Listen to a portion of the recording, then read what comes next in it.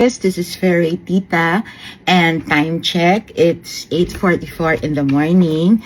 Nagpe-prepare ako ngayon para sa tournament na sasalihan ko this afternoon. So, come and join me as I prepare for my tournament. So, first of all, magkakaligo ko lang, guys. At saka, sinuot ko yung aking shirt, ang damit ko, of course. And then, kailangan ko ayos ng buhok ko, ang aking usual na trademark na hairstyle.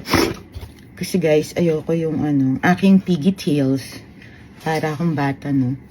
Pigtails.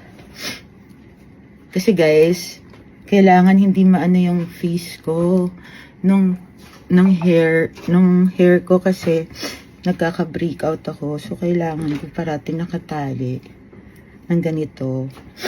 Ngayon, medyo humaba na yung hair ko. So, pinapahaba ko siya. Hindi ko sure. Depende sa mood ko. Ngayon, parang gusto ko siyang pahabain. Pero, we'll never know. Minsan, bigla na lang ako sinusumpong. Bigla ako nagpapagupit. But ngayon, parang gusto ko siyang pahabain. Pero parang mas cute. So, yan. So, okay guys. Yan na yung aking hairstyle. Ayos na siya.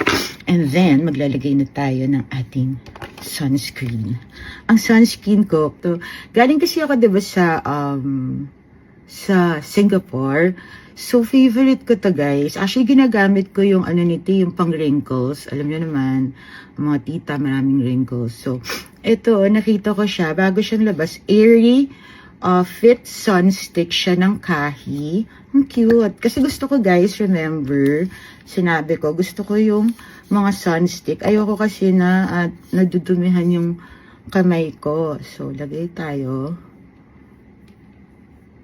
Marami kasi nagtatanong guys, bakit kahit sobra ako naglalaro, yung face ko hindi siya masyadong nangingitim.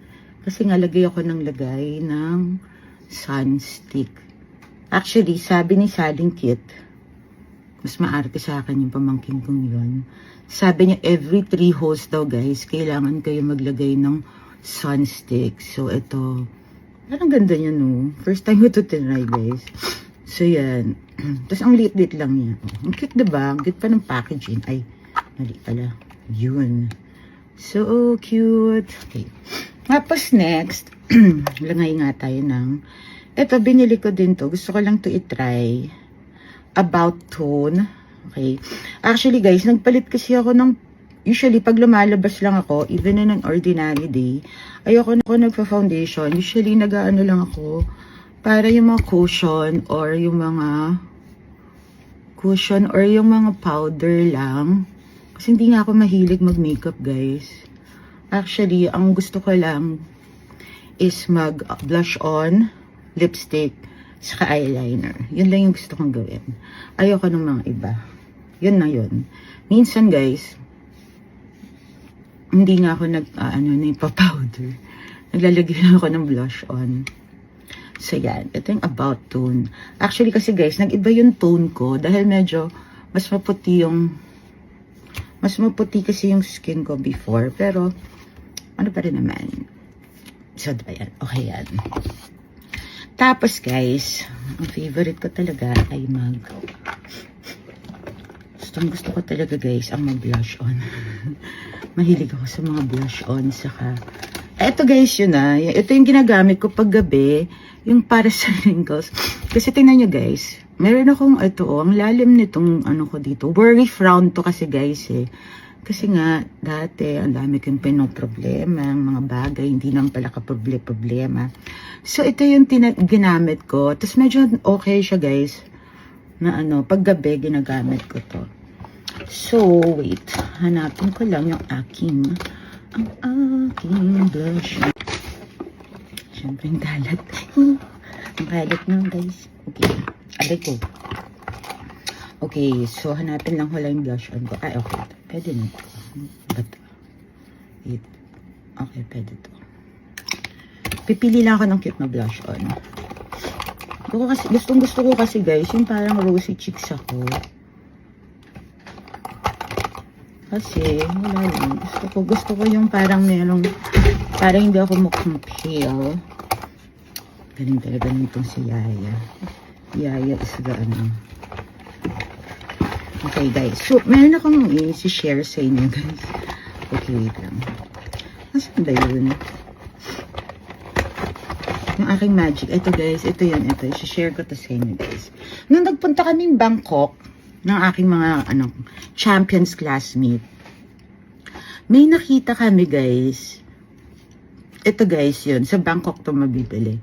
Ito siya. So akala ko, tinry namin to, Glow and Glam Magic Blush. So guys, tinry namin to ni Angie. Ang dami naming hinord. So, ito blush siyang ganyan. So, para siyang purple, diba? Pag tinignan ninyo. But wait a minute. There's magic happening. Pag nirub nyo siyang ganyan, OMG. Look. Tapos, guys, parang ano siya sa tone ng skin mo. So, different people can use this. Tapos, yung nila will depend nung sa anong skin tone nila. So, yung reaction dun sa skin tone nila. Ang gusto ko dito guys, kasi natural siya for me. Oh, diba? Para ka lang nagba-blush. Para ka lang super nagba-blush na natural. Diba? Ang ganda. So, ako ito, very important sa akin. I cannot live without a blush on kasi feeling ko, kailangan ko ng blush on para ito yung nagpapaglow sa aking face. So, ang dami kong hino-hoard. Naghahanap ako na the perfect blush on. So, ito nakita namin. Tapos sale pa to guys. So, ang dami naming hinord na ganito ng aking mga classmates. So, pare-pareho kami. Meron ganito. So, magic talaga siya. Gaganyan niya lang siya. Kala nyo purple, diba? Tapos rub-rub niyo siyang ganyan. Okay. Diba? Ang galing. Magic. Okay. Apart from my blush, ang isa pa sa hindi ako makakasurvive is lipstick. Lipstick or whatever na pang lips. Kasi, siya, parang feeling ko, yun yung nagpapabigay ng color sa akin. So, first, naglalagay muna ako ng lip balm. Ito ginagamit ko ngayon. Ito yung Nature Republic na lip balm. Hello! Itong mga products na inagamit ko, baka gusto nyo naman ako padalhan ng sample. So, yan. Kasi, guys, pag parati ka na sa under the sun, at saka basically ako, madaling mag-dry yung mouth ko. So, parati ako ganito. Ang okay dito sa Nature Republic, guys, na lip balm siya. Parang may color na siya, 'di ba? Na natural lang. So, parang hindi ko na kailangan magdala ng lipstick bukod sa lip balm. So, isa na lang, 'di ba? And 'di ba uso kasi ngayon yung mga bags na maliliit.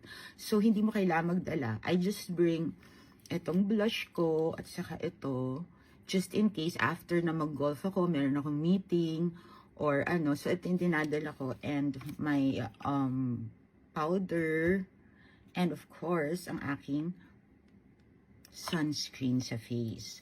So, yan ang aking ginagawa guys before ako pumunta sa isang tournament.